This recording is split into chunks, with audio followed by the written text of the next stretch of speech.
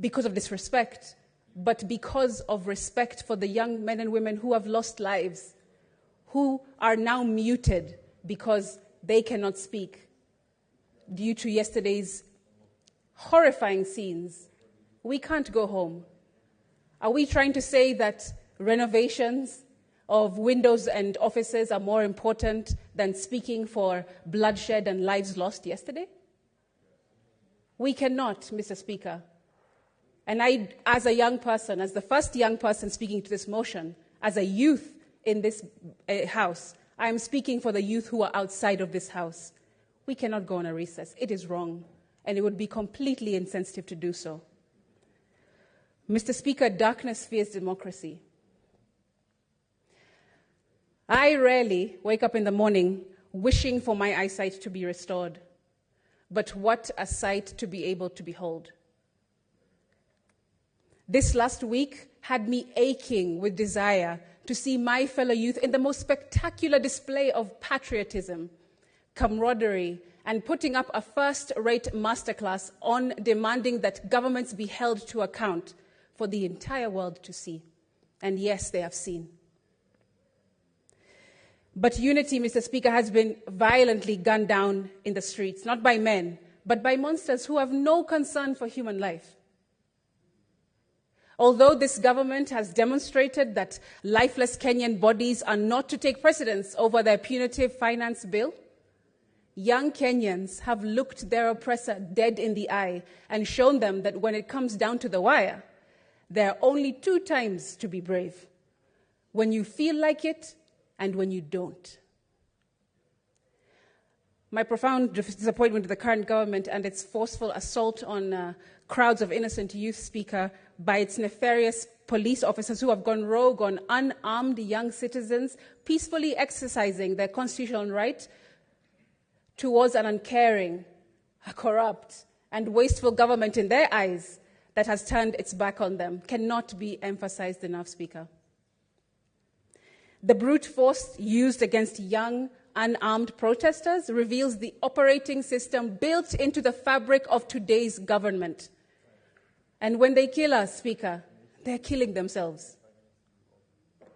The arrogance from some of these top government officials has been outrageously condescending to young people, disgusting and reminiscent of narcissistic abuse.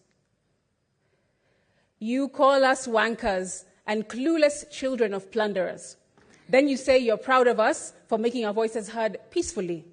Then abduct defenseless children using state machinery and escalate a peaceful demonstration of young people with phones, twigs, and water bottles in their hands into barbaric scenes of bloodshed.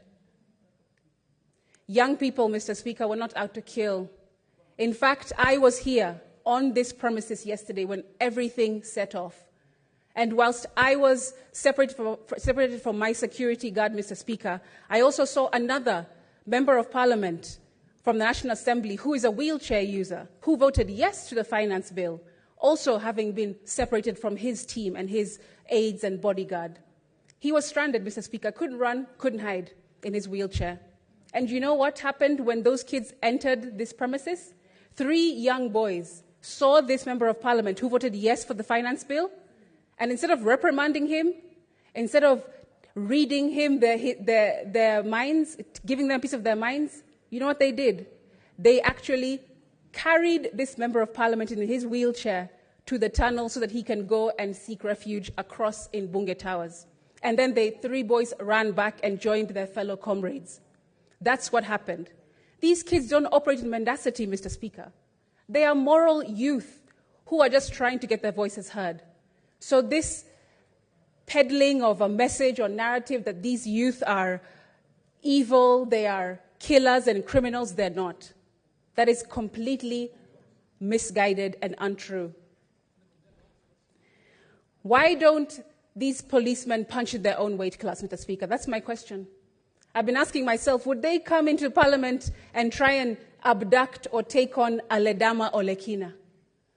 Would they be able to have the balls to come and abduct and violate the safety of Samson Cherargei? They wouldn't, Speaker, because they know that all they're doing is showing a brute force, using their shields and using their armor and using their artillery, pouring it on young, defenseless Kenyans. And you know, clinical psychologists will tell you that narcissists will first love bomb you, then they'll manipulate you, then they'll gaslight you into believing their lies, then they devalue you, and finally, Speaker, they discard you once they have what they want. We young people have seen every single stage of these narcissistic behaviors in this government. And since they complained that over 8 million of us did not come out to have our voices heard in the 2022 elections, Mr. Speaker, we are here now. And an estimated 25 million came outside in every corner of the country yesterday to say that we reject this finance bill because we would rather die on our feet than live on our knees. We are not the generation who are silenced with every carrot dangled in front of them, Mr. Speaker. We are the generation that asks questions and demands accountability because we understand that we are rich, and only if the money that we refuse tastes better than the money that we accept. Gone are the days, Speaker, when governments can rely on using methods to numb their people through controlling the media, through controlling education, and controlling the church, which used to be houses of God, and now have turned into dens of thieves. So, Mr. Speaker, we're saying as young people, go ahead, push that narrative all you want about our international financier. That's a scapegoat, because you won't find one. Unity is our financier. Liberation, passion, justice, anger, disillusionment, and dissatisfaction are all our financiers. This is the reason why I oppose going on recess, Mr. Speaker, especially at such a sensitive time in our country. Mr. Speaker, this finance bill is without a doubt designed to be esoteric. I believe that it's relied upon for citizens not to understand this document in full. The Prime Cabinet Secretary said a few days back, if the finance bill 2024 fails to pass, the implications are serious. It could result in a complete shutdown of the government and signal a vote of no confidence from the public. These and many statements, Mr. Speaker, are being peddled by government officials, and none of them are true. They tell the public how ominous the failure of the passing of the bill will be, but that's not true. Yet, Mr. Speaker, if the bill were to pass without the consent of the people, it will split the entire nation, and that's not what we want to see.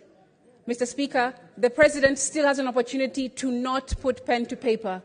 The Constitution clearly says that he has 14 days to assent to any bill that comes from Parliament, and he can still, right now, today, in this moment, decide not to sign this bill into ascension. Mr. Speaker,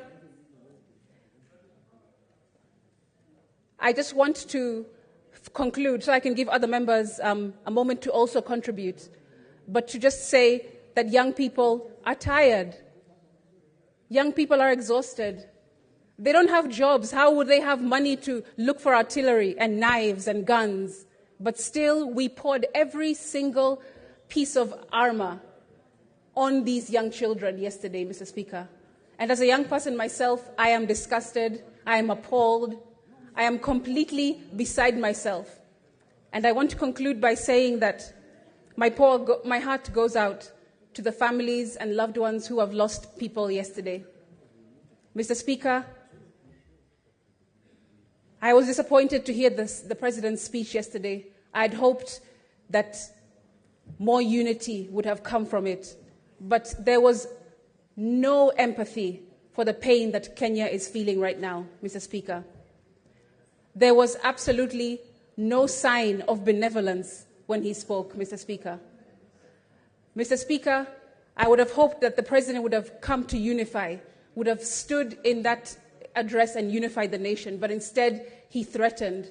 Instead he was glassy. Instead he was cold. And Mr. Speaker, I just want to comfort those in closing by saying that even though they cut our wings and tie our feet, still we will rise. Viva comrades.